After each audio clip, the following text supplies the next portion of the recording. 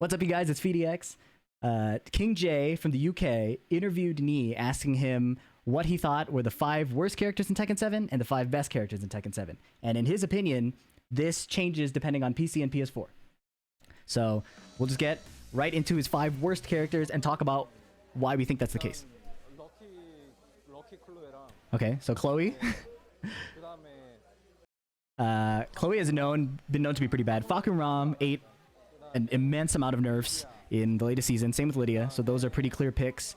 Devil Jin with the up forward 4 nerf is a lot nastier, and then Gigas too. So it's important, I think, to contextualize that when you are asking Nee these things, he cares about the level of defense that he can present to shut down the kit of the opponent.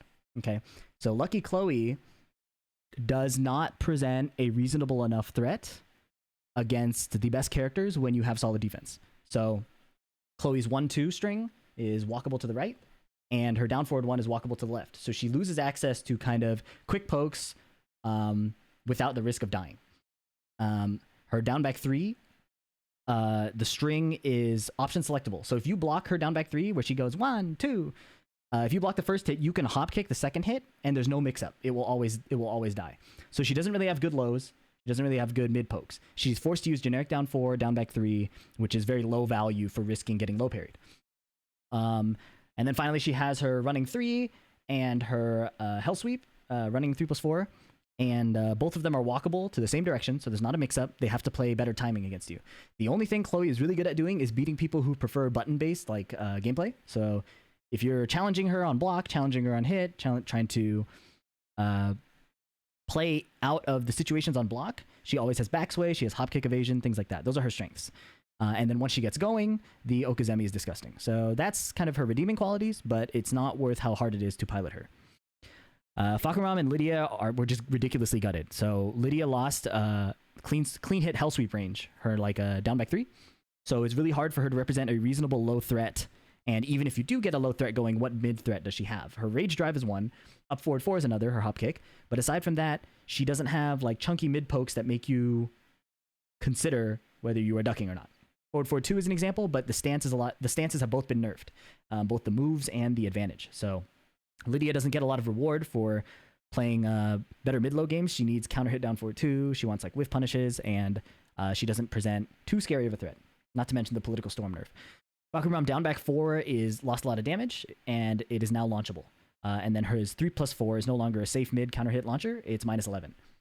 So he still has the rock paper scissors effect of his strings, but he no longer has the scary moves in neutral, or rather the like low risk scary moves in neutral to get you to die to either those or the strings, right? You can pretty much defend really well against Fakuram now and get more reward than before, where he would just wipe you. Gigas is really strong in first to 2, so I'm surprised he's actually here. But he gets easier to shut down, especially on PC, if you can react to down back 2. Otherwise, he's kind of rock, paper, scissors the character, and he doesn't have a lot of options once you are able to understand what the opponent wants to do. And then Devil Jin, obviously, up forward 4. He lost the homing on forward 1+2, as in, sorry, he didn't lose the homing. He lost the launchability, like the safeness. So it used to be that if he did the cancel on forward 1+2, his wall bounce, you could interrupt with the launch. You can still do that, and if you block both hits, you can launch it. So the cancel is way less scary. There's not as much of a punish mix-up as before. 5 worst characters, pretty straightforward. I'm actually a bit surprised Devil Jin is that low, but he's probably considering the amount of effort it takes to pull off the character in tournament. Because Devil Jin still has the best low, right? Okay, now he's talking about PS4, PC being different. Let's go straight to the tier list. Okay, so I'm actually going to let him show the whole tier list and then talk about my opinions on it. So he put Fang, Akuma, Claudio, Geese, and then he can't decide a bit on the last one. He thinks about it, and he arrives at Kunimitsu. Okay, so let's talk about this list. So this is PS4 top 5, okay? PS4 top 5. If you look at Geese and Akuma, I went backwards. These 2 characters, because of their ability to jump, and because of their explosiveness, with meter, of course, and the threat they present without meter, they are allowed to kind of attack whenever they want. In Tekken 7, the strongest things that a defender has are low parry and counter hit. Now that counter hit is available on trade as well, And Rage is so effective, and Rage drives usually lead to really difficult to play situations for the defender. Counter hit, low parry, and Rage are the strongest mechanics, right? So if you look at these characters, they can jump over lows, mids, and some highs. So they are more or less, I'm not going to say immune, but it's harder for them to get hit by a defender mashing against them. They have abilities to get around it. Additionally, because you're worried about so many other moves, Akuma can mix you up with a launching mid and a launching low.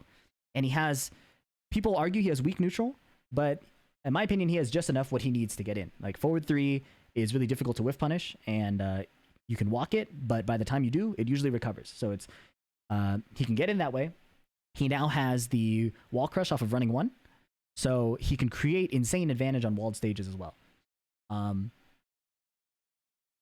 Akuma, and then yeah, if he touches you once with meter, it is pretty much a guess. Like even if you stay down, he can refloat you to wall spot you. If you get up, you have to guess mid low both launch, right? So very unfavorable once he's going. Geese, we saw him at Evo. Even with the nerfs, he's still a menace. His jab recovers way faster than almost any other characters, so it's pretty hard to whiff punish, even if you get a read on it. He basically gets to play Tekken for free. His down forward 1, insane tracking, extensions are both, the mid extension is -13, but the counter hit launch is so disgusting that it's really scary trying to play into, like if he does down forward 1-1, even if you want to duck it, it's horrifying. I don't think I need to explain much more about Geese. Obviously, he one taps you as well. And then there's always the risk of like whiffing retaliation against him because of sidestep 2. He has really good 3D movement as well. Before I talk about Fang, I'm going to talk about Claudio and Kuni. So these characters are kind of the opposite. So remember how I talked about counter hits and low parries being some of the strongest properties in Tekken? Claudio and Kuni have similar immunity to movement counterplay and defensive mashing counterplay. So what do I mean? Claudio controls you with running 2, back 1, forward 4, 1+2. So it's almost impossible to move around these moves.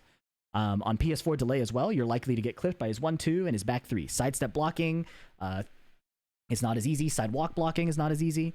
And trying to react, if you see him sidestep and go for like sidestep 4, he can always represent sidestep back 1. Right? So it's not a seeable mix-up, but even if you were to try and react to the sidestep and fuzzy, the delay makes it much harder to do so. Secondly, Claudio is able to do low commitment whiff punishes for high reward.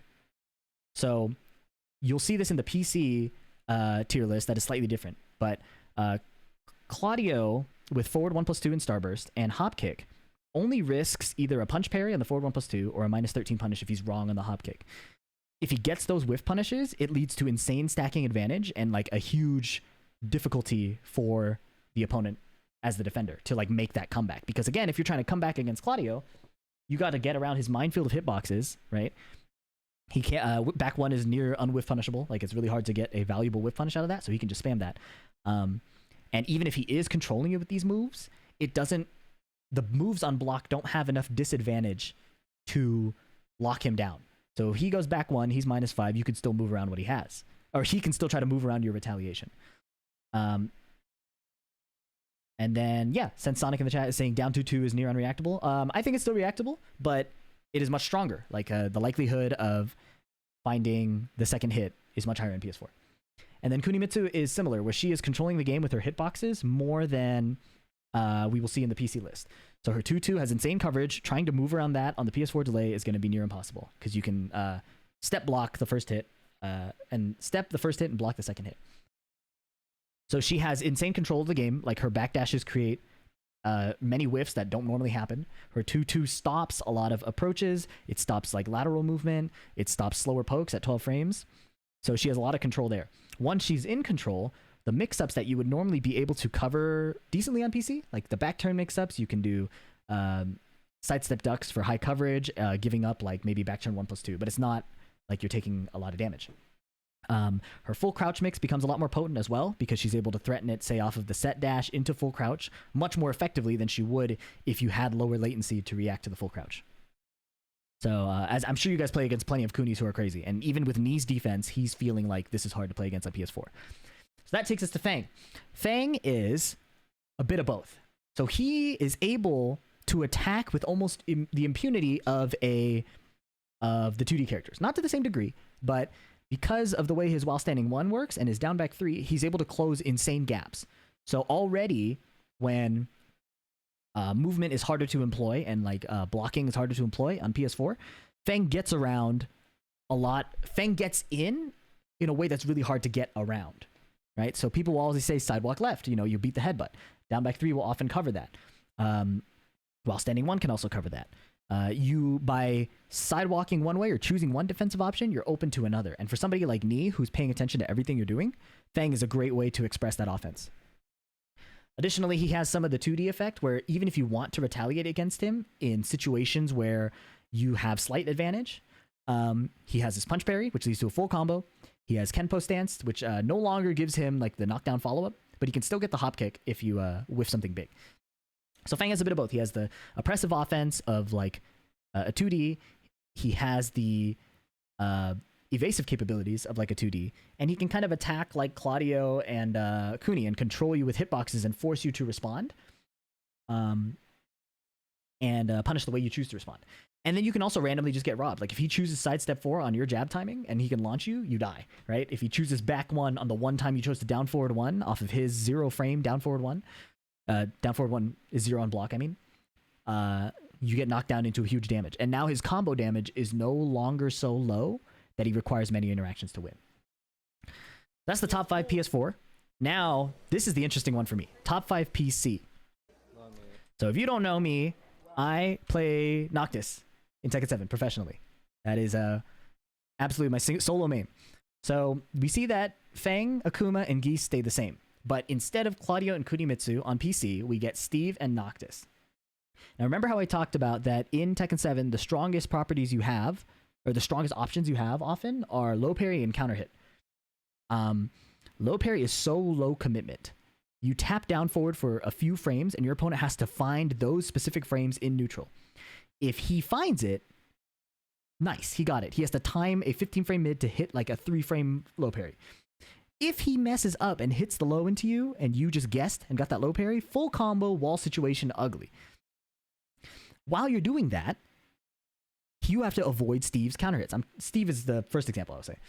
So Steve creates a game where, because of the monster counter hit effects he has, or the counter hit threat he has, and the power of counter hit on trade, it's so hard to understate how good counter hit on trade is in this game. Steve shines. Steve has a couple bad matchups, but I don't think they're bad enough to justify not playing Steve. People will often cite Fang, Marduk as harder matchups. Big reason Marduk down 4 is minus 15 and Steve doesn't get a launch at minus 15 on a duck. But I think that's overlooking the amount of control he has over the game, where anything you do slower than 13 frames in a neutral state is at risk of killing you. If you choose to play high crush, he still has down forward too, and low parry. So, and if you manage to play faster than that, he can choose to just do 1-2-1, and if he counter hits your jab, that's like the damage of like a 12 frame punish. Steve is really hard to play against, especially with someone of Ni's defensive caliber.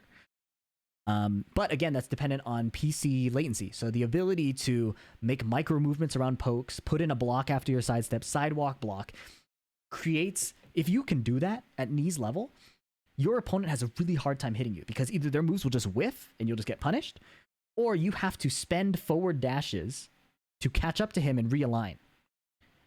Spending that time slows down your next attack coming out. Guess what? Back one is going to hit.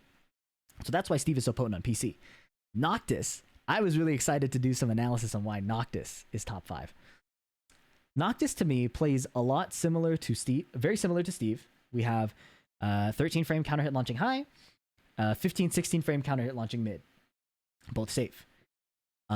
Noctis doesn't have the 1-2-1 Steve has, and he doesn't generate as much advantage on pokes. So Steve hits a peekaboo down 1 or a down 1, or he hits like a strong punish.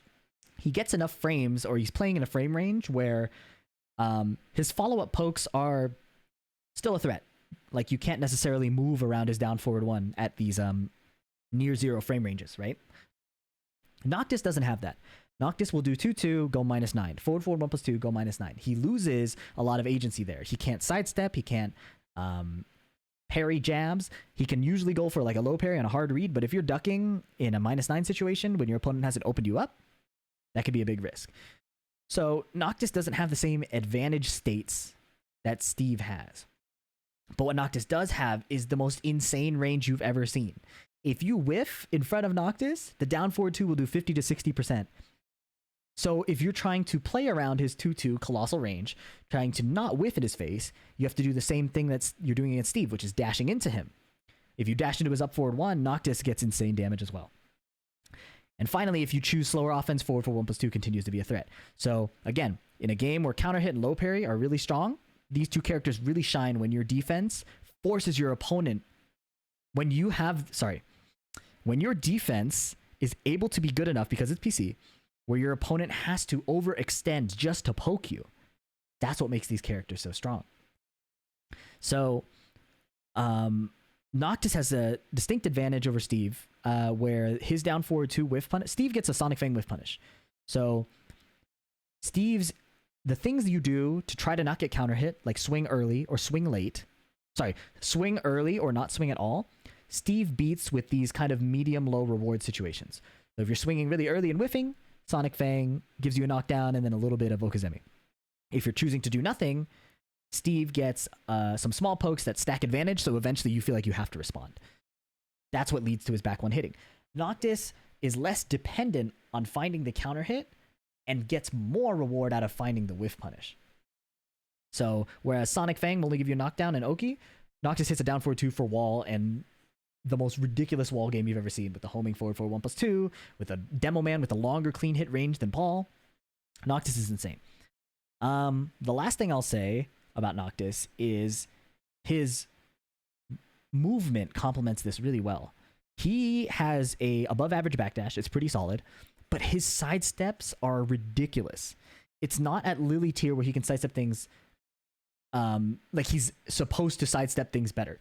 It's a weird situation where randomly, just by doing sidestep block, moves will whiff that have no reason to whiff. Because when you sidestep into block, the block shrinks your Z-axis hurt box in this game.